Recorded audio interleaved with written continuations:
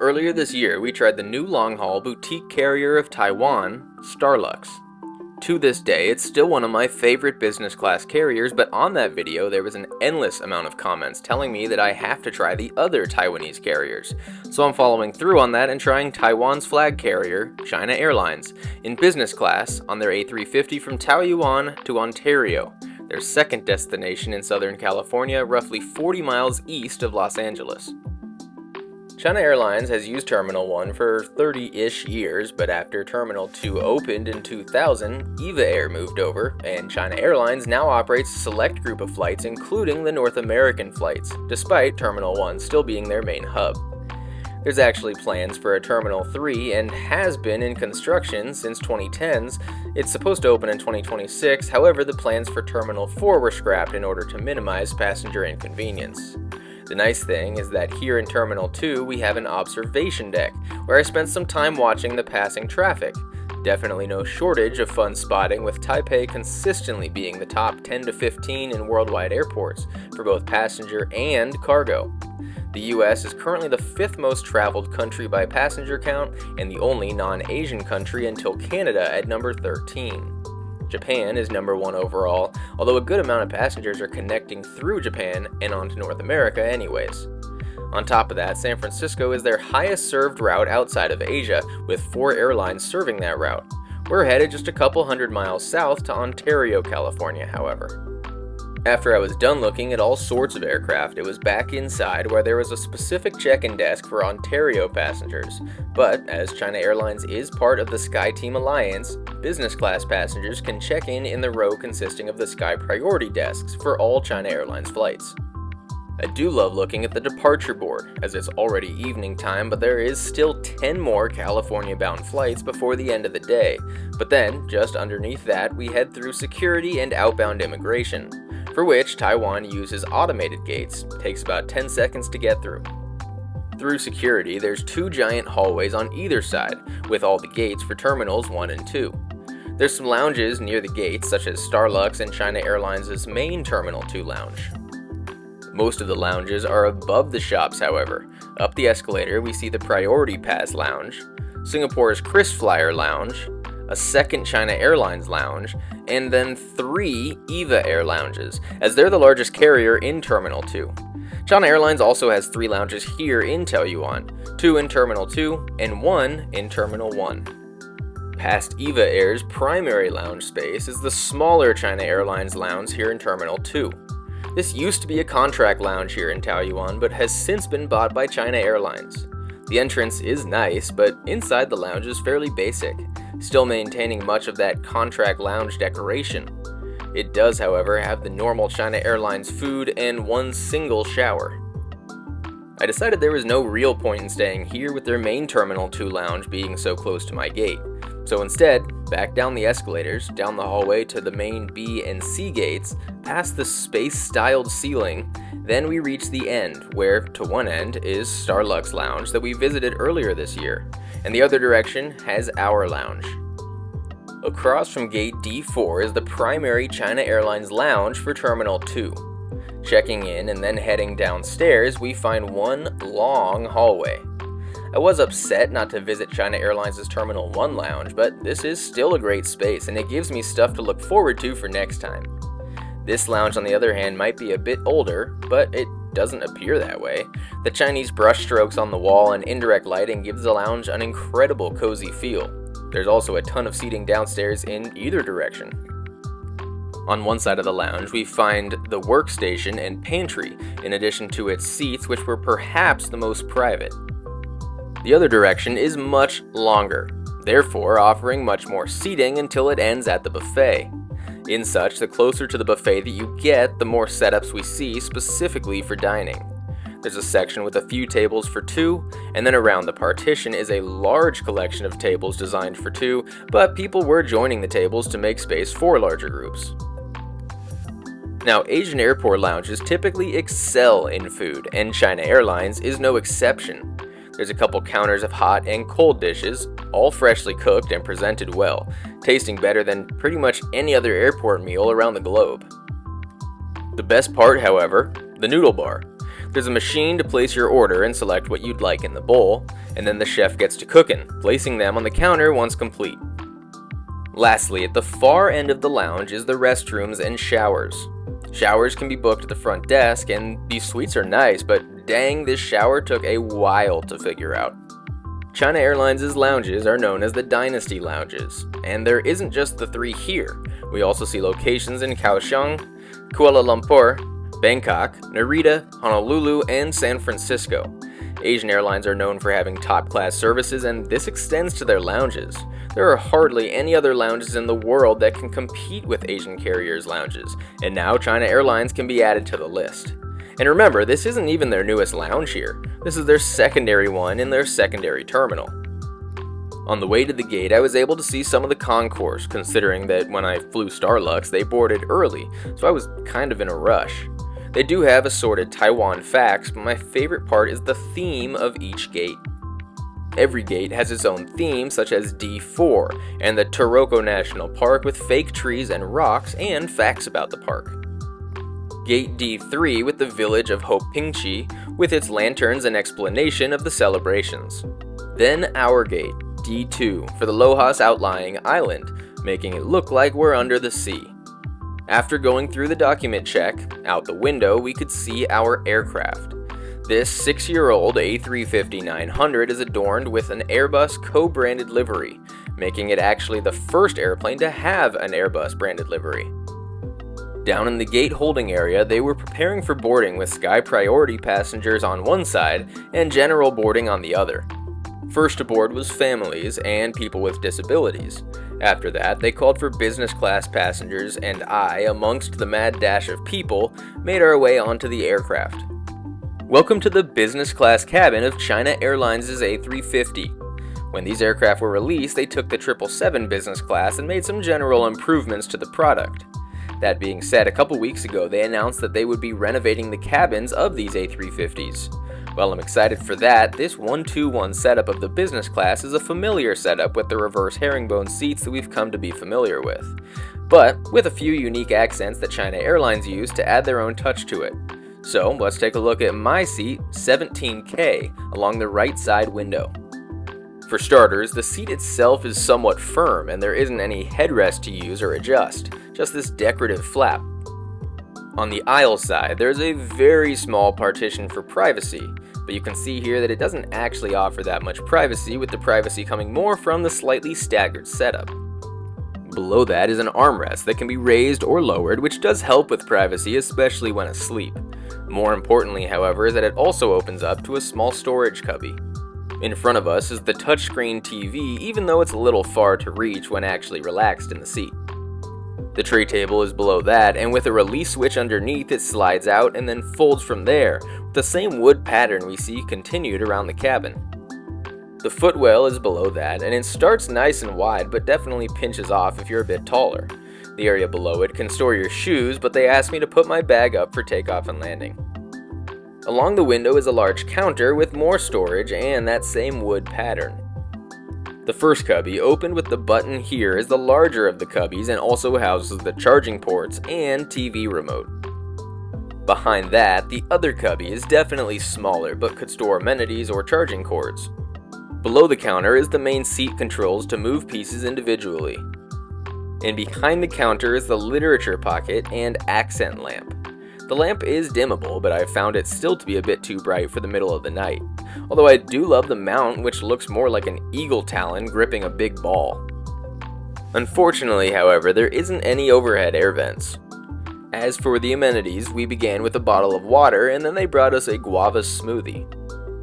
In the storage along the aisle was the case with noise-canceling headphones.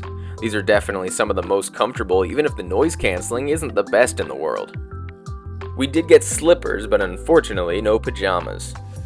There was some great bedding with this very large pillow, but most impressive was the comforter, which was more comfortable than anything in a hotel and appears to have an additional sheet or something.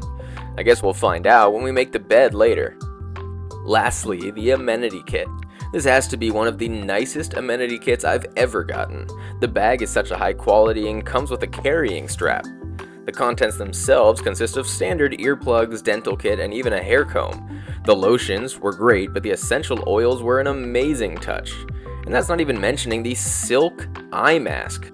Each passenger was also handed out a hot towel before pushback. The last thing I'll mention before we head out is that upon boarding, as soon as passengers reached their seat, the flight attendants were coming around and offering to set up the mattress pads for every passenger. It was a great way to have that set up before you even settle in, and they took care of it while you stored your bags. Much nicer than United, who makes you wait until after takeoff, and sometimes even until after the meal service, wasting about 2 good hours of comfort unless you get lucky with the crew.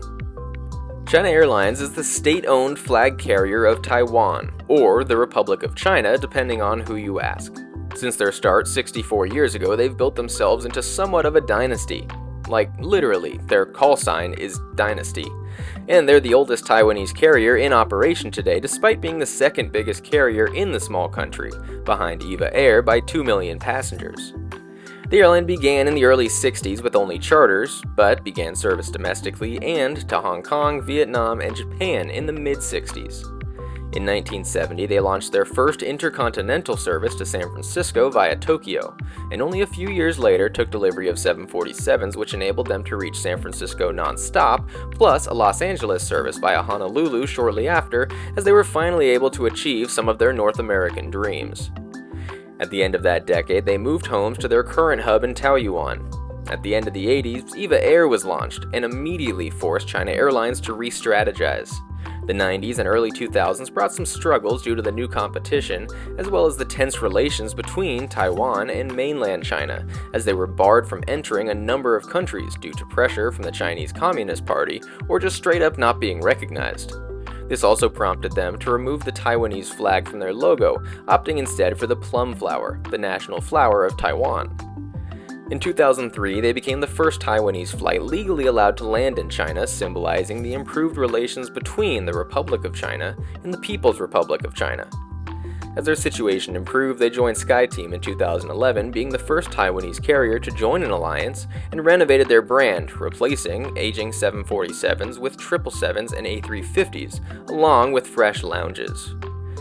At the current moment, their mainland China routes are suffering due to tense relations once again, but they have expressed desire to spread in Europe and North America, specifically targeting Barcelona, Madrid, and Warsaw in Europe, but not Paris, which is a bit odd, because they do sell 40% of the tickets on Air France's flight to Taiwan through connecting passengers on their site, but they themselves do not have the proper approvals to serve that route. In North America, they've shown interest in Atlanta as a SkyTeam hub, Boston and Chicago as cities with large Asian populations, and Montreal and Toronto for my neighbors to the north. Surprisingly, not San Jose, however, which would make a ton of sense from a business travel perspective. Through their 64-year history, they've taken all that to become the second largest carrier on the small island nation, with 83 aircraft, similar to EVA, the country's largest carrier, and 102 destinations, as opposed to EVA's 62, which is less but see more passengers, and is fortunately aided by China Airlines Cargo, their subsidiary, providing one of the largest cargo services between Asia and the Western world.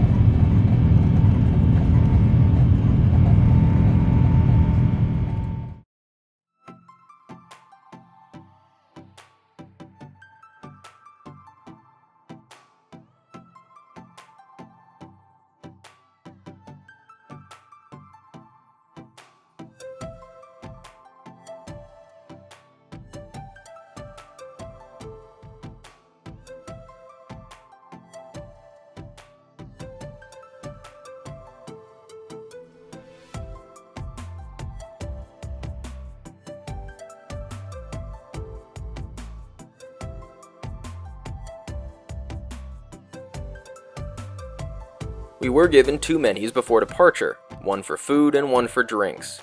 The food selections were like something I've never seen before, like I'm talking Michelin star rated dining on board an aircraft. Most food on the ground ain't even that good. That made me excited for our meal services. We were getting a dinner after departure and a breakfast before arrival, in addition to a few mid-flight snack options seen here. For the drinks, they did have a great selection of alcohols and mixed drinks, but their tea selection was perhaps the most impressive. Looking at other business class products, I'm not sure I've ever had such a wide selection. As for the entertainment, China Airlines is seen in roughly 30 countries across 4 continents, so I had high hopes for this, looking through the tabs for entertainment, applications, and information. There was a ginormous selection of movies, but honestly not the ones you'd typically expect. There wasn't that many familiar comedies, which forced me to actually watch other content that I wouldn't normally watch. The TV shows were unfortunately small. There wasn't a ton of selections, especially from the Western world, and most shows only had a single episode. They do make it easy to add things to your favorites as you scroll, especially helpful for the movies, making it pretty easy to find them later on. They also have a feature allowing you to share the program with another seat so y'all can watch it together on your own screens. And lastly was the map, with a ton of different views to choose from and fully adjustable. They do offer Wi-Fi on board China Airlines. After connecting and going to the home page, there was different packages from $4 for some messaging data to $22 for 24 hours of Wi-Fi. I purchased the full flight plan, and it was fast enough to browse the internet and get work done, but not quite fast enough for streaming. They brought the tablecloth to set up the table, which was nice considering I was becoming overwhelmed with the amount of fake wood accents. To start the meal service, I chose to go with the signature lychee oolong sparkling tea to accompany the bag of dried fruits and nuts. Unfortunately, the smoked duck canapes are only available on the daytime flights to San Francisco and Los Angeles, so we skipped right ahead to the main course. I, of course, had to choose the Skyward Michelin 3-star exclusive cuisine, as they called it. The main dish was the red braised East Asia abalone lo mein. This was accompanied by the sides of Sichuan spicy chicken, sugar taro, lemon bitter gourd, and smoked egg with mustard sauce and cucumber. I can't even begin to explain how incredible this dish was. To follow that up, they brought a fruit and cheese plate, as I am never one to turn down East Asian produce. It's just like the best in the world. Lastly, it was dessert time, and there was 2 items. The first was the sesame mung bean cake, but second was a stewed Asian pear with rock sugar. Super good, but super sweet. When it comes to making the bed, I kind of had my expectations set since we see the same reverse herringbone setup on lots of airlines. The seat itself was fairly firm. They did have the mattress pad that they set up before departure, although it didn't exactly make the seat too much softer, it more just made it a continuous smooth surface.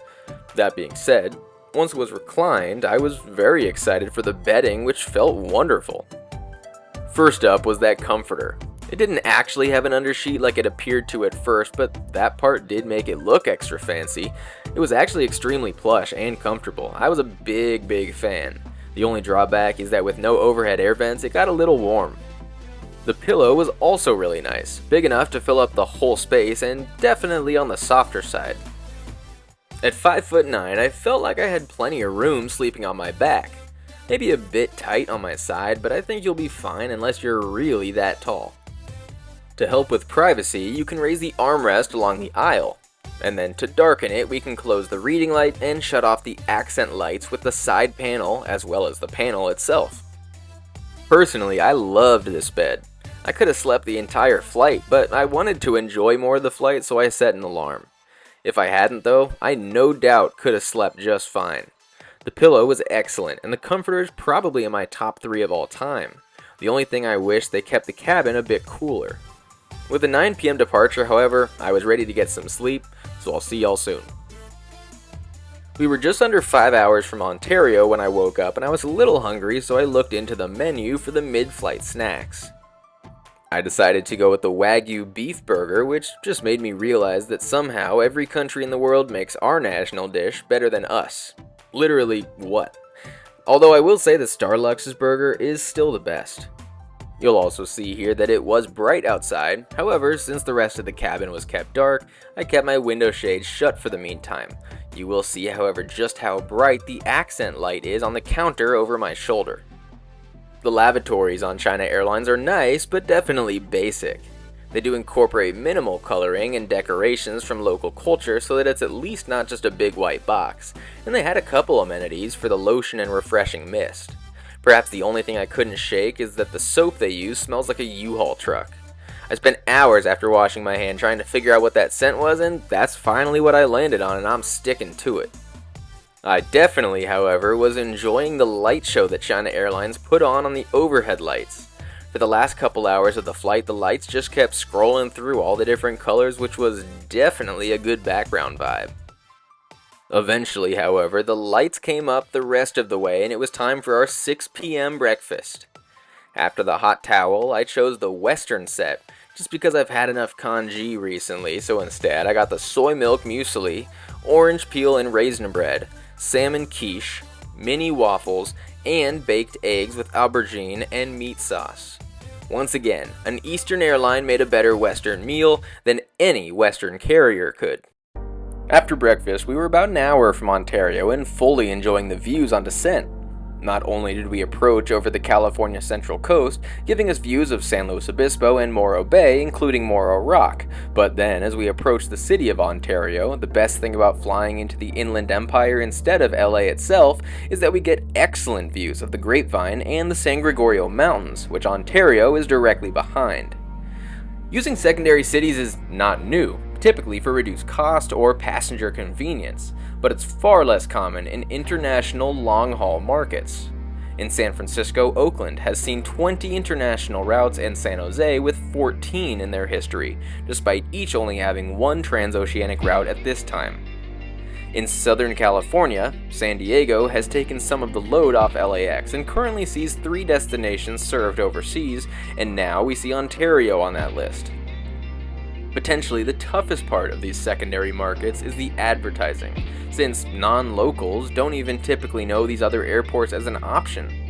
Bay Areans knew to at least look at San Jose, and the same with Los Angeles and Ontario. Currently, China Airlines sells it as Los Angeles, Ontario.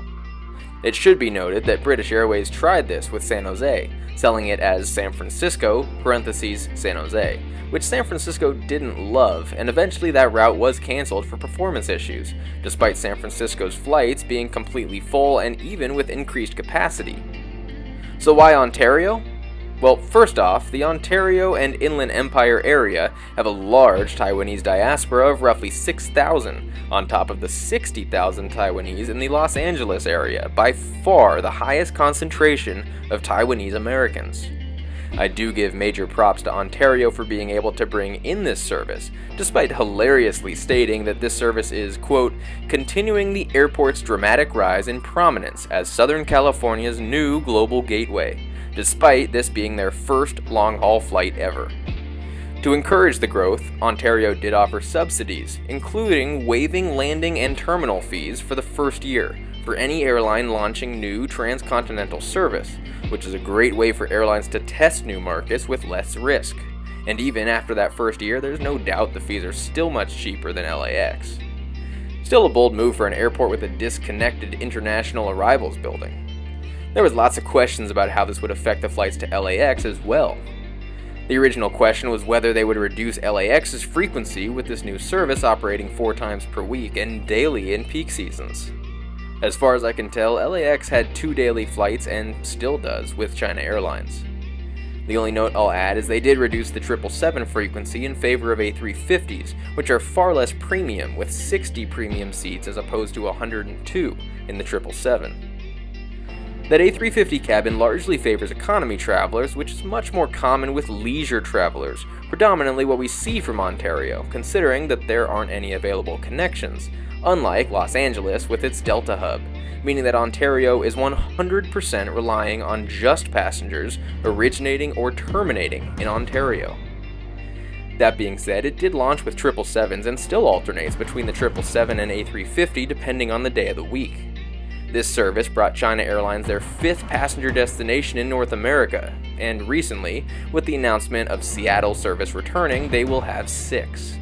In California alone, Southern California sees 7 daily flights with 3 carriers, and Northern California with 8 more on 4 carriers just to Taiwan. This growth helps them compete with EVA Air, who now serves 7 destinations in the US with an increased capacity in San Francisco as well. The other concern is that it would be super expensive, charging for less demand and more convenient service to make up for the costs.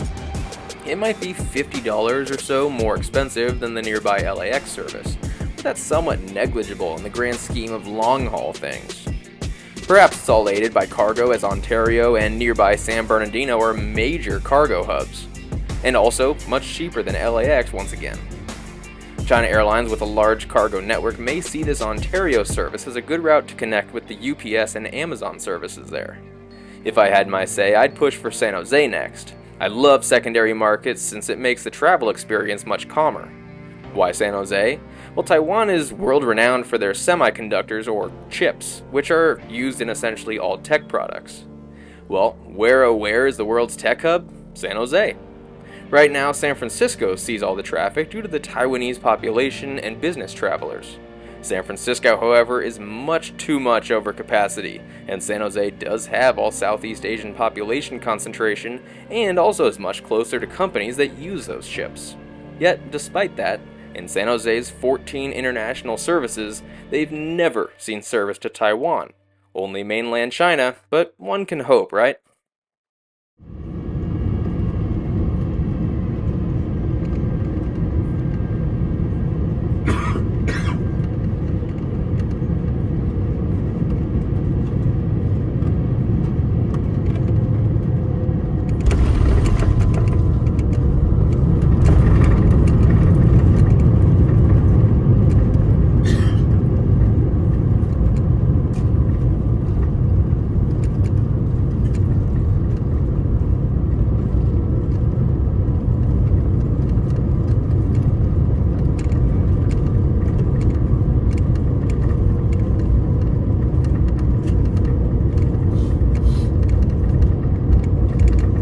One cannot mention China Airlines without addressing its name, however, having been an item of contention for many years. For those of you who are less familiar with the aviation landscape in the region, China Airlines is Taiwan's flag carrier, and Air China is China's flag carrier. Almost identical names. And if you had to rewind to catch the difference, you'd be in the same boat as many others who have confused the two over time. And that doesn't even include the amount of media outlets misidentifying China Airlines as a Chinese carrier, especially during COVID coverage, which caused China Airlines to somewhat hilariously suggest making the font smaller, forcing media to squint more to see what the name was. They also discussed changing the airline's English translation, renaming it in Chinese, and adjusting the livery. Now, obviously, the biggest fix would be to add Taiwan to the name, right? Wrong. They aren't able to do that without conflict from China. In 2003, China Airlines released a 747 with Taiwan written in big rainbow letters from the upper deck to the cargo hold to celebrate the history of the country and airlines' ties. Beijing strongly objected this and told other countries to do the same. So it's safe to say that Beijing would take action against this happening now, especially if the entire brand had Taiwan in its name. Ultimately, ICAO, which is part of the UN, has to approve the name changes and territory designations, but the other fear is that returning customers might be disenchanted with the lack of nationalism in the flag carrier. As Forbes put it, a political win is an economic disadvantage. And perhaps the biggest problem is that they are a state-owned airline, leading to slow changes. I mean, just compare them to Starlux, who's grown to 22 aircraft and 27 destinations just since COVID, while China Airlines has grown, but at their own government-led pace, which doesn't give me a ton of hope for a name change anytime soon. Every time I start thinking that Western carriers are starting to learn how to compete with Eastern carriers, I fly with an Asian airline, and oh, how I am reminded how wrong I am. I mean, looking at alliance partners just between Taipei and the US, EVA is way better than United. China Airlines is light years ahead of Delta, and that's not even looking at Japanese carriers, Singapore, or any of the world-famous Gulf carriers. Recently, I've been flying Delta and United's business class products on long-haul routes, and I've really come to think that United's Polaris is one of the world's best products. The only problem is that it might be towards the top, but the gap between that and the Asian carriers is ginormous. Previously, Starlux blew me away by raising the bar of my business class standard, but everyone told me to try Taiwan's other carriers, and I've got to say that China Airlines did not disappoint. I do give the airport experience a bit of grace since we were in their secondary location. The check-in, security, and immigration was super quick and easy, even if Terminal 1 offers a slightly nicer experience. I do wish we could have gone to their flagship and freshly renovated Terminal 1 facilities, but their primary Terminal 2 lounge was still fantastic and fairly calm and relaxing. On board, the reverse herringbone seats are somewhat average, but I do like the extra touches they added, even if it went a bit overboard with those wood accents. The soft product, however, is what puts them above the average. The crew was excellent. They addressed all passengers by name, and they never stopped attending to the passengers on board. From the mattress pads on boarding to the plating of the meals, they were incredible. The food was top-notch, like literally Michelin star food. I cannot wait to fly China Airlines again, or Starlux, or even EVA Air for that matter. Taiwan really knows how to put a great airline together, which makes me excited to get an EVA Air video out one day. Let me know your thoughts, however, and if you've flown with any of Taiwan's carriers and which one might be your favorite.